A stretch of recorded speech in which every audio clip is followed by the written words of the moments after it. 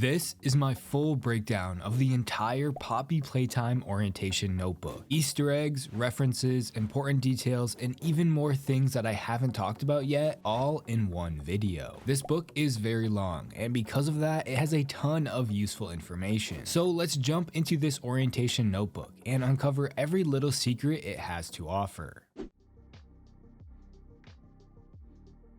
The first note reads, I received this book a few months ago. I was curious about what they'd say and what they wouldn't, so I read it cover to cover. This company is funny in that way, only handing me a book like this a few years in. I still don't understand why they hired me, a biologist, to do research and development at a toy factory. They said I had exactly the skills they wanted, but they were vague about what exactly they wanted my skills for. I've been at Playtime a while now, and it turns out there's a lot of stuff they do here that isn't in the handbook, so I'm adding a few notes of my own. This company is not what they make it out to be. That in itself is a ton of information. This employee was actually a biologist that was hired by Playtime Co. to do research and development. She had the perfect skill set. Now, why would a toy company need a biologist? Well, obviously to participate in the Bigger Bodies initiative. The next few pages go on about welcoming the employee and explaining what Playtime Co. is. However, the handbook mentions that there were rumors about Playtime Co.'s declining profits,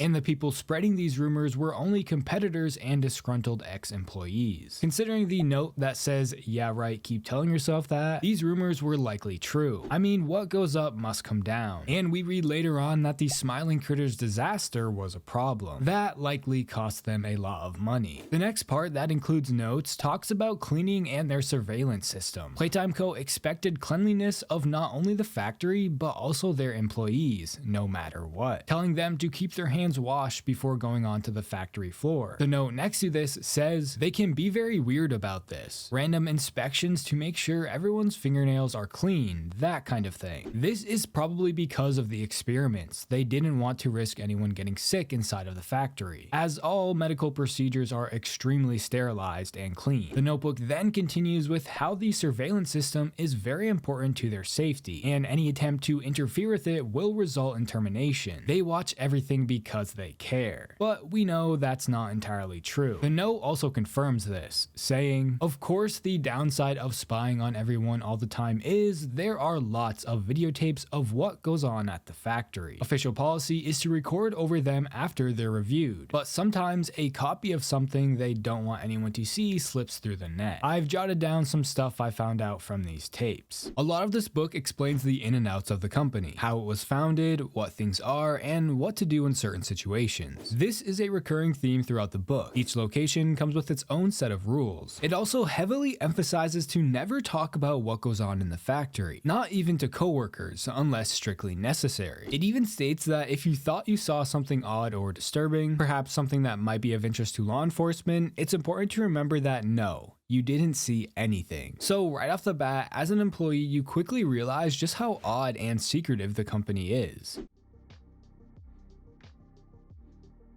Another section talks about the higher-ups at Playtime Co. A note reads, I actually haven't met most of them. We very rarely see the higher-ups. Occasionally when things go wrong, they put in an appearance. This doesn't surprise me. The higher-ups to any big corporation rarely step foot inside of the actual location. But it's interesting that Playtime Co. actively shows them off, even when they're not around. They must have not actually cared about the message Playtime Co. was trying to promote. What a shocker. Leith Pierre, as we know, was the head of innovation. It stated how he planned for the future of the toys. He drives his team hard, but he gets results. The note next to this reads, Leith has begun to take over, thinks he's carrying Elliot's work, his traditions. It seems like Leith Pierre wasn't as friendly as we were led to believe. As we know, he would often mistreat the employees under him, speaking rudely and frequently threatening to fire them. And there are a bunch of examples of this. But this note says thinks he was carrying on Elliot's work. Therefore, he must have been continuing things in a more sinister direction to what Elliot was doing, which doesn't surprise me. Stella Graber was the head of Playcare. The book mentions how she was the heart of the company and never wanted to grow up. Her note reads, Stella is a very odd individual, like weird even by Playtime standards. There's a tape somewhere of an internal interview she did where she talks about how you can't stay young forever, and then compares people to trees. Apparently she's like that all the time. Now, Stella heavily implies that she cares about the orphans and how you can't stay young forever. However, However, she was part of the Bigger Bodies initiative, as proven by the cross-department report. So this could have all just been a crazy facade she was putting on to feel less guilty about what she was really a part of. There's a lot to be said about Stella, but that's for a different video. Eddie Ritterman was the head of research. The book tells us that he was working on new facilities at the factory. This of course was likely the Bigger Bodies facility. The note reads, "No one has met Eddie as far as I can tell. Everything I know about him is just rumors. He does exist though, I think." Now, I think nobody has seen Eddie because he doesn't want anyone to know what he looks like. That way he can't be tied back to the Bigger Bodies initiative. This is why nobody has seen him. Jimmy Roth was the chief marketing officer. His marketing techniques have helped take Playtime Co. to the next level. Jimmy has two notes. The first one talks about how he is great at convincing people he's a genius, how all of the executive staff seem impressed by him, but he takes credit for everything, even taking credit for making Huggy Wuggy blue. The second note reads, "Wonder if Jimmy's reputation will survive the Smiling Critters fiasco. I don't even know if the cartoon was his idea, but it sounds like pure Jimmy to me. You can be sure that if it had been a success, he'd have taken the credit. But as it wasn't, I'm sure he tried to blame someone else." So Jimmy sounds like a hothead, the friend in the group project that doesn't do much but takes all the credit. It seems like these Smiling Critters were his idea, however they were not as successful as we were led to believe, which is kind of interesting. Now there's a third note on the page talking about Harley Sawyer. Reading, "There's no entry for Dr. Harley Sawyer, head of special projects, known to most as the Doctor. He's heading up the Bigger Bodies initiative and thinks he can save the company. He won't listen to anyone. The special projects is likely a department for new ideas. Ideas that might not be very humane, like the Bigger Bodies initiative. As we know, Harley Sawyer was the doctor that would conduct experiments on the orphans, which led to the creation of the Bigger Bodies initiative. So this is likely why there is no entry for him. He needed to remain anonymous."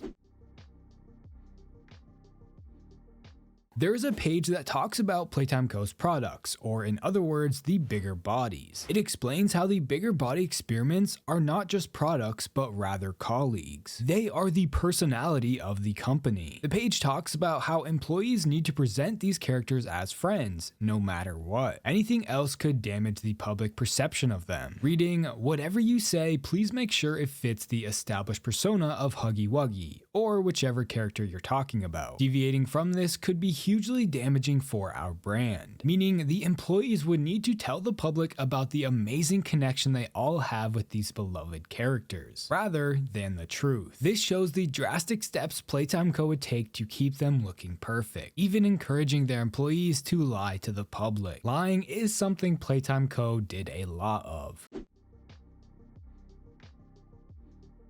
We are then introduced to the Longlegs family, how they are such an important part of what they do at Playtime Co. Daddy Longlegs is not just a reskinned version of Mommy Longlegs with a hat. His body sections and hands are a different shape. The book also mentions how one time they accidentally made a batch of blue Mommy Longlegs. Playtime Co. had to sell them to China under a different name called Lady Ice Spider. This could be hinting at a Project Playtime future skin for her. The page continues with how baby Longlegs does not have, well, long legs. An early concept where their legs would grow as they were fed was abandoned as unworkable and also kind of disturbing. The Longlegs family represents traditional family values, human family values, not to be confused with real spider values. Some spiders eat their own mothers after hatching, and that's not what Playtime Co. is about. So like I mentioned before, the book gives us a lot of information about the Smiling Critters. They talk about how the Smiling Critters were actually a complete disaster. The company was doing great, rolling in millions of dollars thanks to Huggy Wuggy. So Playtime Co. decided to put all of that money into launching the Smiling Critters. Everyone was sure they had a huge hit. However, that was not the case. The problem started with Catnap, and the controversy was all over the news. A newspaper article talks about this, framing him as the Catnap killer. The Catnap toy would cause children to suffer from unusual sleeping patterns. Doctors across the country were noticing a rise in parents reporting their children to be suffering from intense nightmares. They were not sure why, although the nightmares would stop when they got rid of the Catnap toy. The leading cause was speculated to be from the scent the toy emits. However, this connection was unproven, although we do know that that was the case. Now, because of this, no parents would want their children around this toy, or any of the other smiling critters, as catnap gave them all a bad reputation. The cartoon series had little success as well. The notes here talk about how if the show had been a hit, it would still be running today, with tons of other spin-offs about each character. This note was oddly specific, so it makes me wonder if Playtime already made a few spin-off series that were just never aired because they didn't turn out popular. This could be hinting at future content for us. The note continues with how the show suffered because of the problems with the toy line, more specifically catnap. How catnap wasn't even liked in the cartoon either. He was supposed to be the calm and reassuring one of the group, but audiences didn't like how he never spoke and was distant from the others. The audience thought it was weird that he would put the other critters to sleep at night. However, Playtime tried to reassure everyone by pointing out that the others wanted him to do this, but it actually freaked the kids out more. Yeah, it's a little weird. Another note talks about how Playtime Co. sank so much money into the smiling critters, therefore they couldn't admit their failure, and how there was a lot going on with them on the experimental side as well. But we will come back to that. Following this, there are a few pages about Poppy herself. It talks about her backstory, telling us how she wasn't just a talking doll, she was a listening doll. When Poppy was first launched, people couldn't believe that you could talk to her and she would talk back. Everyone wanted to know how this was possible, but the technology remained a closely guarded secret. The note here gives us some insight. It says how Playtime Co. made their employees sign multiple NDAs saying they'd never talk about it, but they still didn't even know how it works. Someone once said, "It's simpler than you'd expect," and refused to say more. However, I think we all know how this is possible. The page continues with how Poppy's instructions stated that if she was dismantled by untrained personnel, she would break and no refund would be offered. This was implemented to discourage people from poking around inside of their Poppy dolls, obviously because her insides were probably not just plastic.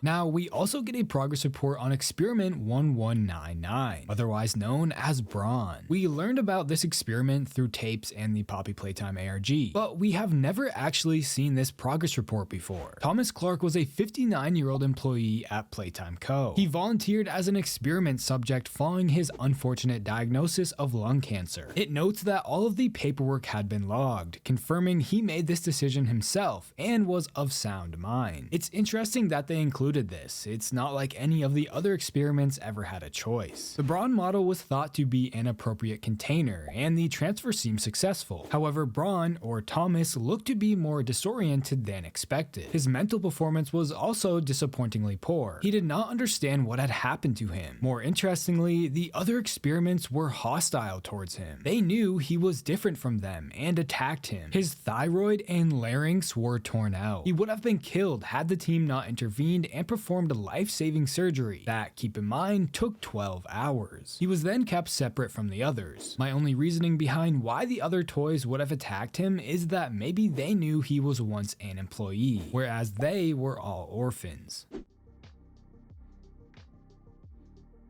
We are then shown most of the rejected toys that Playtime Co. developed that never made it to the market. I wanted to point these out, but I'm not going to spend too much time talking about them, because I plan on making a full video going over each one in detail. But as you can see, there are some very interesting designs here, and not all of the rejected toys are in this book.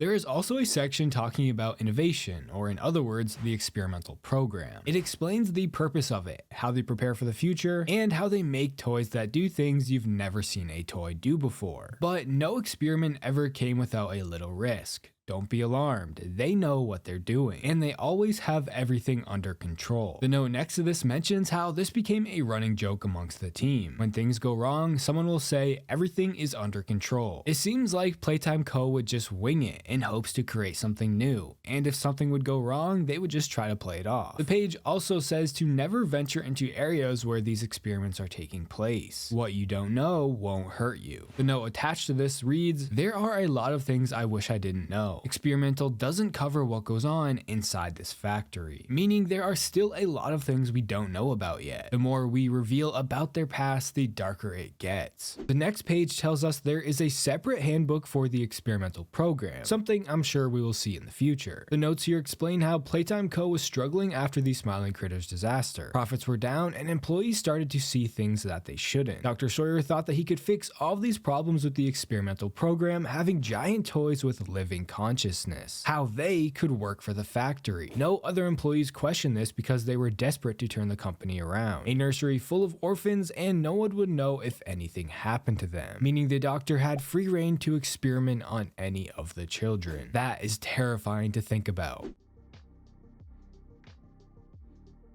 The section about the grab pack explains what it is and what it's used for, how it makes your job as an employee easier. It was originally invented by Elliot Ludwig to help him work in the factory as he got older, but it was so handy that the company rolled it out to all employees. Now, the page also mentions there is a yellow grab pack that we haven't ever seen before in the game. This hand was specialized and it would only be issued to employees who would apply for it. It was mostly used by employees that needed to reach high places, and it would launch the user into the air.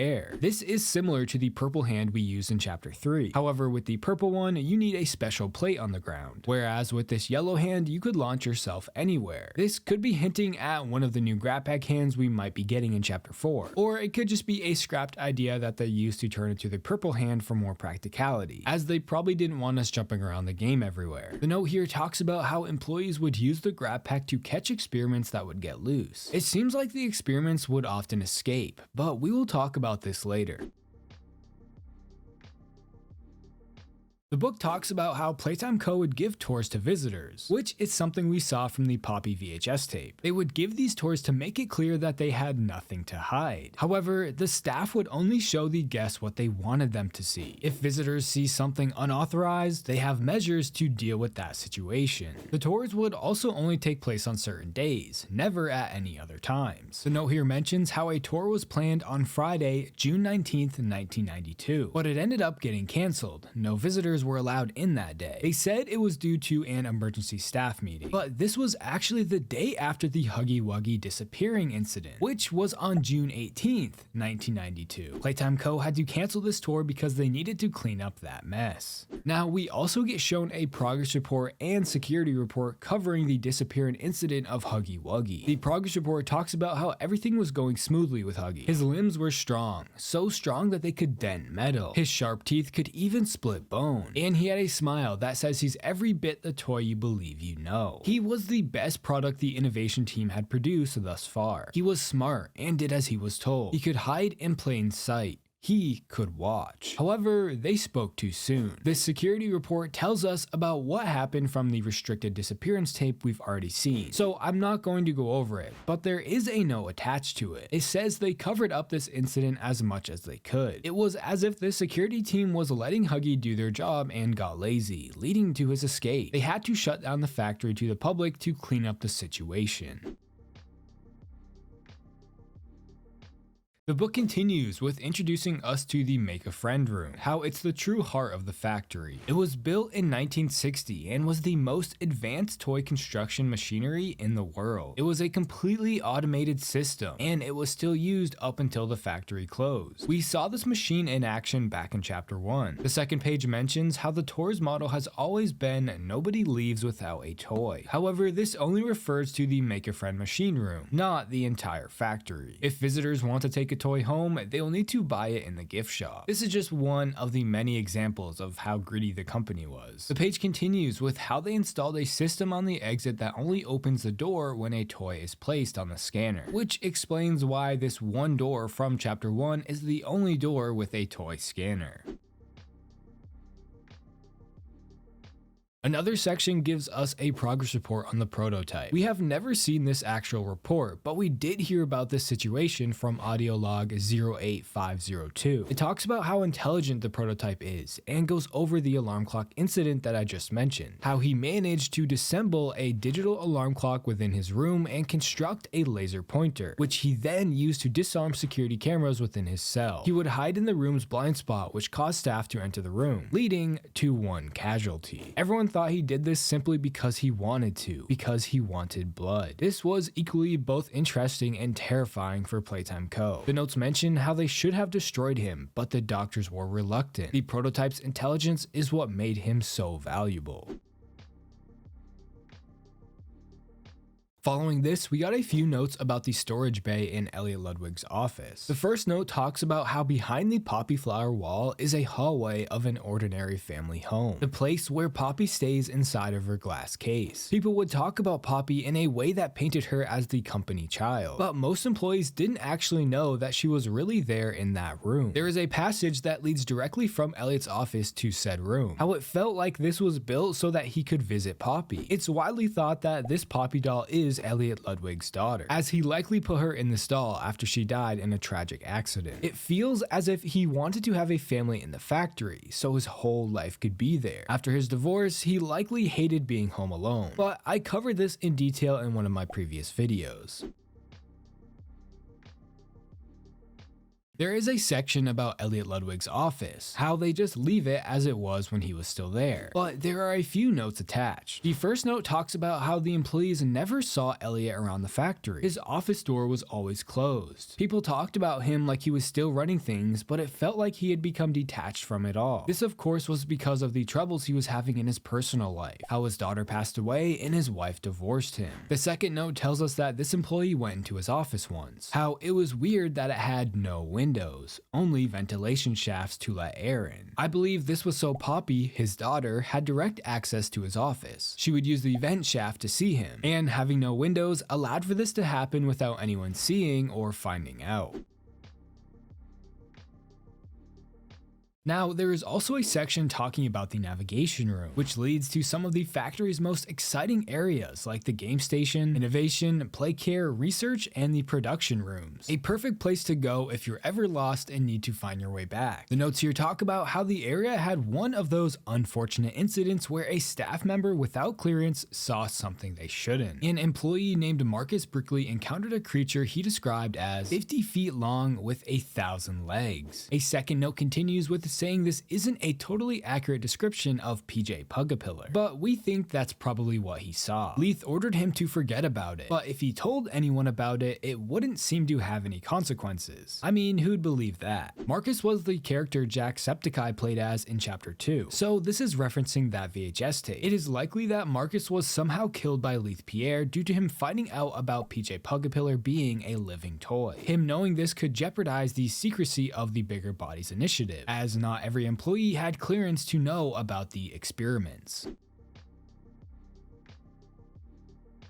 The book also talks about the game station, how it gives the orphans enough fun to forget about the outside world. There are a few notes attached, one mentioning how it's creepy that the photos for it were taken at night. Also talking about how members of the tours department asked several times if they could include the game station in the factory tour, figuring it would be a fun way to end the day, although they wouldn't ask for this if they knew what it's really about or who runs the games. As we know, the game station was run by Mommy Longlegs. It would test the orphans' brain strength to see if they were strong enough to be turned into a bigger body. However, these games were anything but fun, often being a tedious and terrifying experience for most of the kids, even causing some of them to have nightmares about it. We also get a progress report for Experiment 1222, otherwise known as Mommy Longlegs. They originally believed her to be a failure, being too hostile to work with. However, they made careful observation of her manner and noticed how protective she was of the other experiments. She had a motherly nature they hadn't anticipated, so they put her to work in the game station looking after the orphans. She was kind to the kids and did not act out in front of them, but the orphans questioned her. They figured she wasn't a puppet or a person in a suit. However, by making a joke out of it, the staff seemed to convince the orphans to accept her. An update report gives us more info. Some employees had concerns over Mommy Longlegs' stability. She would overreact if anyone cheated on the games, and she would get upset when the orphans left and didn't come back. She was starting to show her truly unhinged nature. This is something we experienced during Chapter 2. In the musical memory section, there is a note saying how they were not sure if the orphans actually found it fun, how some of them had nightmares about it. One orphan will even scream if you say the list of colors around him. The game section is presented to us as a fun way to test the brain power of the orphans, when it actually seems to be a torturous test that leaves the children terrified, most likely because of what happens if they fail. This is just one of the many examples of how Playtime Co. hides their true sinister intentions.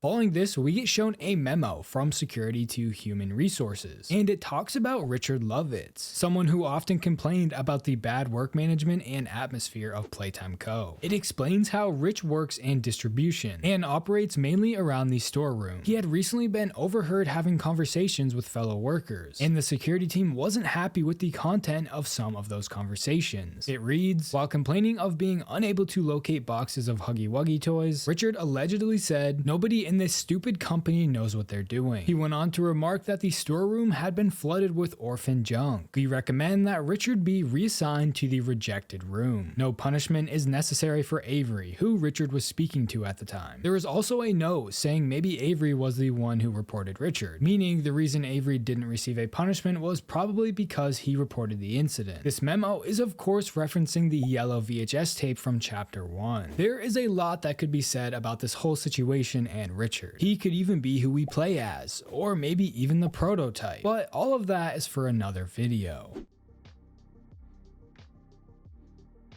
Following this, we are brought to a page about the cart tracks, a location from chapter 2. Playtime Co. installed the cart system for faster transportation of items around the factory. What's important here is how the employees had given names to some of the carts. They're such a quirky and creative bunch. But the note here suggests otherwise, saying it couldn't be because they're bored out of their minds, or because of the weird atmosphere of this place is driving them slowly insane. This page is referencing the berry cart we saw in chapter 2. It explains why this cart has a name. There is also a section about the playcare. It talks about why it was created, a home to take care of all of a child's needs. There's no reason for them to ever leave. The note here mentions how they were careful about not letting employees outside playcare and the game station talk to the orphans. If the employees got to know the orphans, they might notice when one of them suddenly went missing. That is horrible to think about, but it just goes to show the steps Playtime Co. would take to keep getting away with what they are really doing. But there is something even more terrifying on the next page. It includes a kid's drawing that has a picture of a girl crying with faces of Catnap all around her. Also saying, "I don't like Catnap and his friends. I see him everywhere. I can't escape him." This gives us a glimpse at the effect Catnap had on the orphans. How Playcare was not as friendly as they made it out to be. As we know, Catnap was used to put the orphans to sleep with the red gas. This would also cause them to hallucinate, have intense nightmares, sleepwalk, get chills, and even have nausea. The side effects of the red gas are truly horrifying. Following this, we get a progress report on experiment 1186, otherwise known as Bobby Bear Hug. This report gives us a ton of information about the bigger body's version of her. However, the experiment was not as successful as I would have hoped. The observations give us some insight. Her body would continuously spasm with eyelid flutters and paw twitching. She had no awareness of where she was. Sensory functions seemed to be distorted or absent altogether, with no response to any noise or visual cues. The auditory nerve in the ear directly communicates sound to the auditory cortex in the brain. It seemed that doctors had failed at wiring the connective cords correctly. Surgery would have to be performed to fix this. Their procedures still had not corrected the issue with her vocals either. Bobby's mouth would move as if she was speaking, but nothing was said. These issues would need to be fixed if they were to interact with the children. Several hours after awakening, she tried to stand and walk but couldn't keep her balance. She looked to be searching for help. She would even try to scream but had no voice. She was silent. It was unknown if she knew she was not making any sound. Conclusions explain how work still needed to be done to perfect the bigger body's formula that began with Boxy Boo. How each iteration improves on the former. Each of the smiling critters had proven a good testing ground for ironing out those issues. It's very clear that these experiments were extremely unpleasant, causing tons of pain and suffering even after becoming a bigger body. body. It makes me wonder just how bad some of them were. We can assume all of these problems did get fixed, considering the other bigger bodies that we've already seen. Dog Day was even able to speak with us. Eventually, each smiling critter was turned into a bigger body. This note confirms that, mentioning how all smiling critters were made into bigger bodies and assigned to different parts of Playcare and the factory as a whole. We also get a report about the red smoke. The red smoke had been applied to the Playcare residents each night. The aim was greater than merely easing the counselor's workload by ensuring children slept through every night. They also wanted to give them better quality sleep. The first observations were very positive, suggesting sleep under red smoke not only gives more energy, but it also improves brain function during sleep. Children had shown increased memory retention and better emotional processing of the day's events. This could help them achieve their potential. However, this red smoke did not come without issues. Problems had been found in select few individuals, such as intense nightmares and sleepwalking, accompanied by unusual heart activity, dilated pupils, severe hallucinations, chills, and nausea. Conclusions read, in light of these side effects, we have discussed whether or not to go on using red smoke. Opinions are divided, but the general feeling is the pros outweigh the cons. As we know, the red smoke actually did more harm than not in the eyes of the children. It caused them to make them feel like they were losing their mind.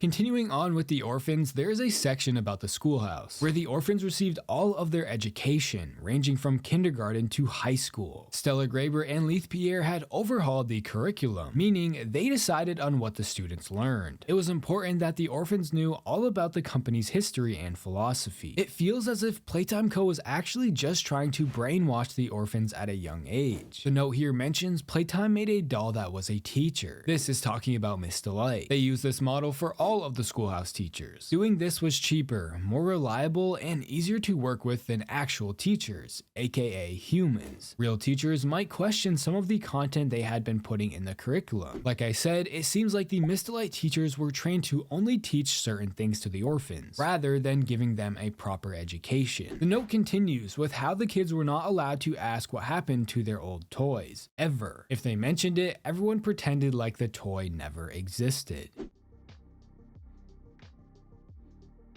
Next, we are brought to a page about the counselor's office. They act as parental figures for the orphans. Counseling sessions are for the traumatized and sensitive kids. The notes here explain how this employee is not sure which of the counselors knew about the experiments. However, it's most likely that the senior ones do. Only specific counselors take the children to and from the game station and report back about their performance and schoolwork. Maybe the others don't know what it's all really about. So it seems like the higher up counselors would work with certain orphans after they were traumatized by the game station. The second note says surely the other counselors must have figured something strange was going on when some orphans suddenly found new homes and moved out. In other words, rather they were taken to be experimented on. People want to think they are doing good in the world. On the surface, Playcare looks to be a good thing. So this means that some counselors probably didn't know what was really going on at the game stations. When the kids wouldn't come back, they were told that the kids found new homes outside of the factory. This is just another example of the lies Playtime Co. would produce in order to keep everything a secret.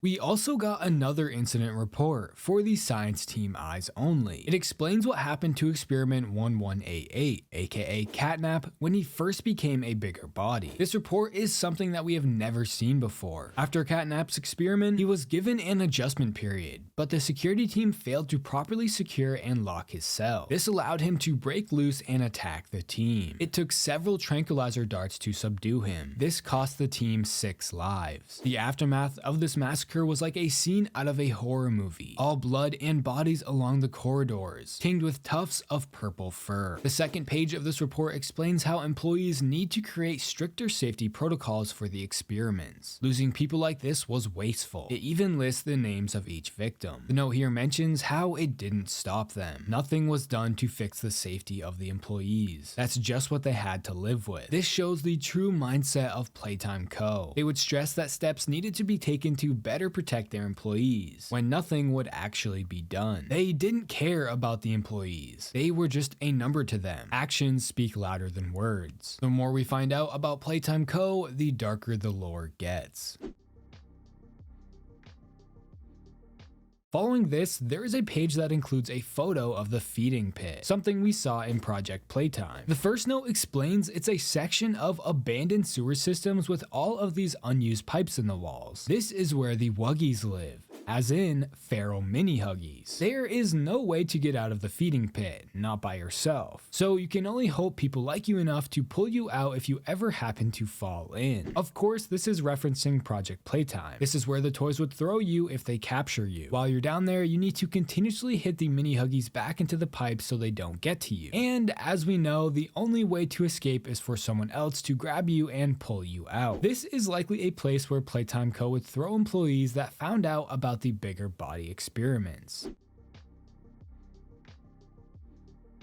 The last memo is from Human Resources to Security about Rowenstahl. It goes into more detail about his whole situation. On March 30th, 1991, he contacted Leith Pierre, saying tour guests had been complaining that the Huggy Wuggy statue seemed to be looking at them. Rowan believed that there might be cameras installed in Huggy's eyes. He was quoted saying, "If some creep is hiding nanny cams in our mascot's eyeballs, this thing needs to be taken seriously." On May 28th, 1991, almost 2 months later, Rowan backtracked on all of this, telling Leith a maintenance guy had simply not locked Huggy's eyes in place, so they appeared to be moving. He assured Leith he would cause no further problems, saying, "I'm not looking into it anymore. I mean, not like there was anything to look into in the first place. You won't be hearing anything else, from me." The memo continues with how Rowan did not drop the matter and made a recording on which he claimed someone tried to kill him, and he was going to release confidential information. Also being quoted saying, "I've scheduled the company's servers, the security, to be shut down for 60 minutes of maintenance. While security is out, I can release everything and run. I think they're going to kill me first. We recommend steps be taken to deal with this employee." This memo is referencing the whole Rowenstahl situation before he died, how he wanted to expose all of Playtime Co.'s dark secrets. The note attached says Rowan's death was caught on tape. He was Boxy Boo's first victim.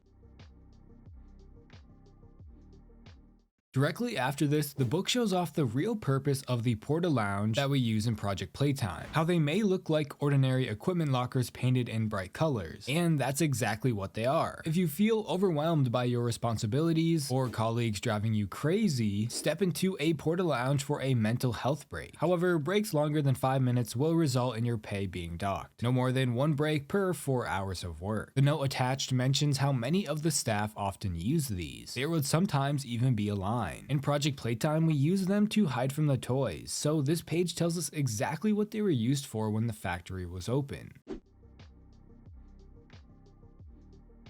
Now, there is also a page for the destroy a toy part of the factory. Playtime Co. does not want rejected or faulty toys getting out into the world where they could do serious harm to the reputation of the company. Here, unwanted toys can be incinerated using flame and lava. The note here talks about how someone put a note in the employee suggestion box, saying we should include this on the tour and let kids throw toys into the lava. Some of the executives were in favor of this, because it would mean they didn't have to employ as many people to work in the incinerator if they could get kids doing it for free. Others thought they shouldn't encourage kids to see the toys as trash to be burned. It just goes to show that the executives would likely do anything that would save them money, like tricking kids into doing a job.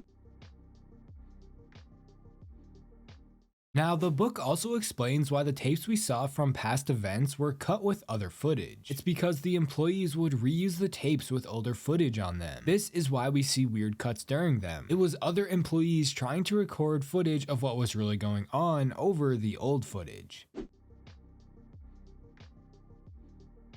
One of the last pages has a few notes that mentions how there's a tape of the Boxy Boo experiments. It shows they know what the creatures were capable of. They all knew. The truth will get out eventually. Also including a photo of Boxy Boo. This note is likely talking about the tape of Boxy Boo eating Rowenstahl, or it could be something that we haven't seen yet. But I do think that this is teasing future content around Boxy Boo. Probably a tape showing his creation or something along those lines. For being a fan favorite, he isn't in the game much, so I think the devs are going to be adding more content around him, especially in Chapter 4.